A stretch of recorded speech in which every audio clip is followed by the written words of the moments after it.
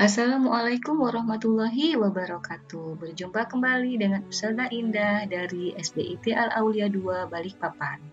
Saya harap semua dalam lindungan Allah Subhanahu wa Ta'ala, Tuhan yang Maha Esa. Alhamdulillah. Anak-anak, pada kesempatan kali ini kita akan membahas tema 3 subtema 1 muatan pelajaran IPS, yaitu tentang kenampakan alam dan manfaatnya untuk manusia.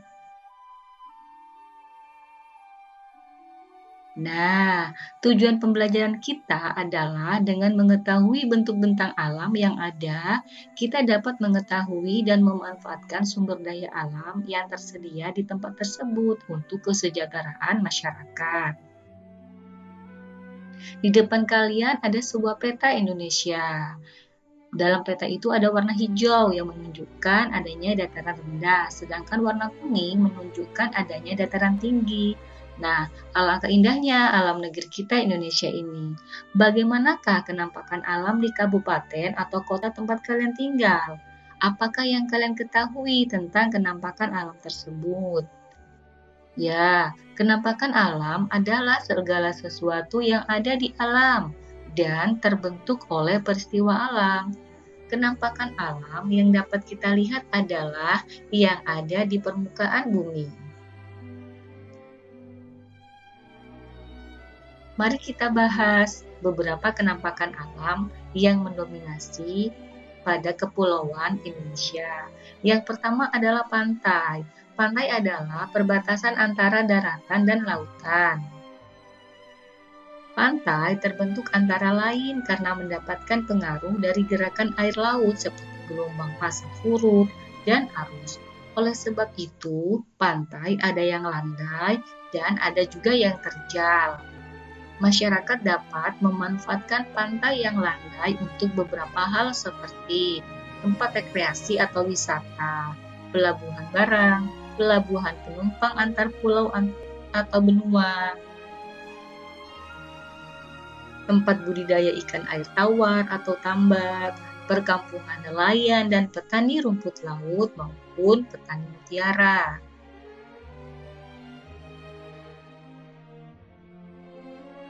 Pantai yang terjal dapat dimanfaatkan sebagai tempat budidaya sarang burung walet.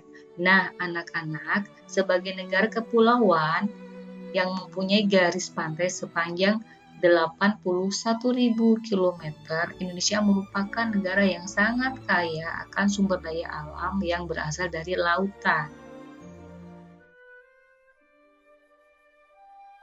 Mari kita bahas tentang kenampakan alam yang kedua, yaitu dataran rendah. Dataran rendah adalah daerah datar yang memiliki ketinggian kurang dari 500 meter di atas permukaan laut. Masyarakat dapat memanfaatkan dataran rendah sebagai pemukiman penduduk dan fasilitas pendukungnya seperti gedung pemerintahan, perbankan, dan kantor-kantor administrasi lainnya. Dataran rendah juga dapat dimanfaatkan sebagai tempat peternakan besar, sapi, kambing, kuda, maupun peternakan bebek maupun unggas lainnya. Ada perkebunan tebu di dataran rendah, sawah untuk menanam padi.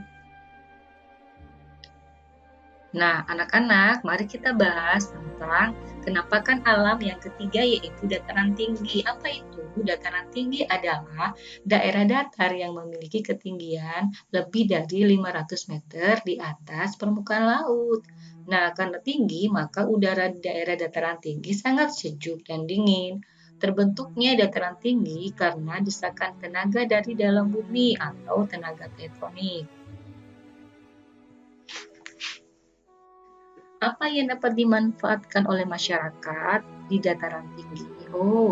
Dapat membuat sebuah villa untuk peristirahatan sambil melihat perkebunan teh yang terhampar luas. Ada perkebunan buah dan sayur serta perkebunan bunga. Nah, jadi anak-anak, setiap makhluk hidup mempunyai tempat tumbuhnya masing-masing. Rumput laut hidupnya di laut, padi di sawah dataran rendah, teh di dataran tinggi. Bagaimana anak-anak? Adakah yang ingin ditanyakan? Saya Ustazah. Ya, silakan Farel. Ustazah, mengapa tanaman-tanaman itu tidak bisa bertukar tempat hidup seperti manusia? Karena setiap makhluk hidup yang Allah ciptakan selalu mempunyai syarat untuk tumbuh dan berkembang yang berbeda. Seperti halnya mereka dilengkapi alat untuk beradaptasi dengan lingkungan yang sesuai untuk bertahan hidup. Jadi seperti kita juga ya Ustazah, Allah berikan hidup untuk bernafas di udara, bukan di air. Ya, betul. Jadi, dengan mengetahui kondisi alam yang ada, kita dapat menentukan tanaman dan hewan apa yang akan kita usahakan untuk dikembangkan, sehingga semua sumber daya alam yang ada dapat dimanfaatkan dengan optimal untuk kesejahteraan manusia. Baik anak-anak, kita cukupkan pembahasan kita. Sampai jumpa pada pertemuan berikutnya. Semoga menjadi ilmu yang barokah dengan bermanfaat kepada lingkungan sekitar. Jaga selalu kebersihan dan kesehatan.